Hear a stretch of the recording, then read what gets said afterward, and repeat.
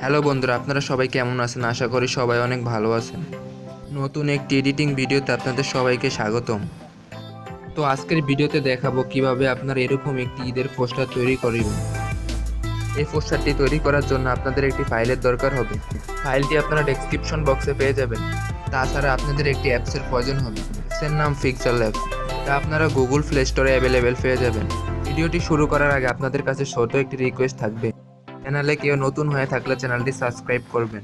তো চলুন ভিডিওটি শুরু করা যাক। প্রথমে আপনারা গুগলে গিয়ে সার্চ করবেন ব্যাকগ্রাউন্ড রিমুভ।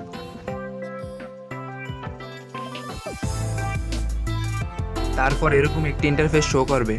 এখান থেকে আপনারা প্রথম অপশনে ক্লিক করবেন।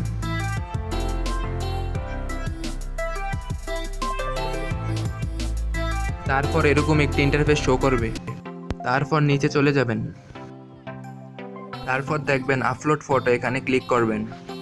তারপর আপনি পোস্টারে যে ছবিটি অ্যাড করবেন সেই ছবিটি এখানে দিয়ে দিবেন।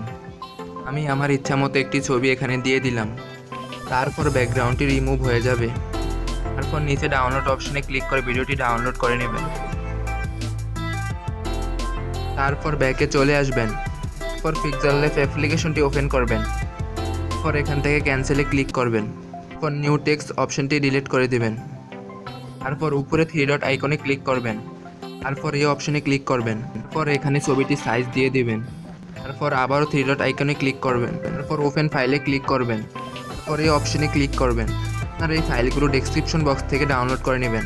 এই ফাইলের মধ্যে যে কোনো একটি আপনারা ওপেন করে নেবেন। এখান থেকে আপনারা ওকেতে ক্লিক করবেন। তারপর ব্যাগে চলে আসবেন। তারপর এরকম একটি ইন্টারফেস শো করবে। তারপরে আপনারা এই অপশনে ক্লিক করবেন।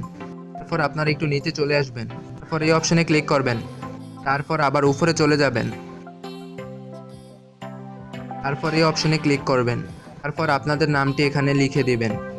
আমি আমার ইচ্ছা মতো একটি নাম দিয়ে দিলাম। তো আপনারা আপনাদের নামটি দিয়ে দিবেন এখানে। তারপর ওকেতে ক্লিক করবেন। তারপর এই অপশনে আবার ক্লিক করবেন। তারপর পোস্টারে থাকা ছবিটি ডিলিট হয়ে যাবে। তারপর উপরের অপশনে ক্লিক করবেন। তারপর এখান থেকে এই অপশনে ক্লিক করবেন। তারপর ব্যাকগ্রাউন্ড ডিলিট করা ছবিটি এখানে দিয়ে দিবেন। আমি আমার ব্যাকগ্রাউন্ড ডিলিট করা ছবিটি এখানে দিয়ে দিলাম। তারপর এই অপশনে ক্লিক করবেন।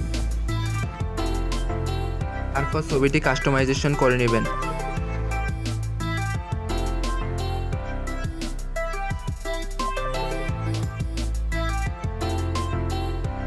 আপনাদের ছবিটাও এভাবে কাস্টমাইজেশন করে নেবেন।